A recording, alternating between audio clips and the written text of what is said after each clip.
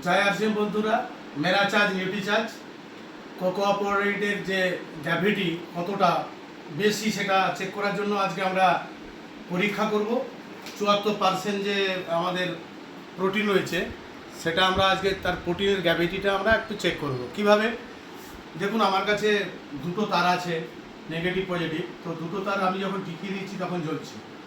আচ্ছা, যখন আমি শুধু জলে দিচ্ছি জ্বলছে না। আচ্ছা, আমাদের যদি প্রোটিন পাউডারে দিই তাহলে দেখুন জ্বলছে।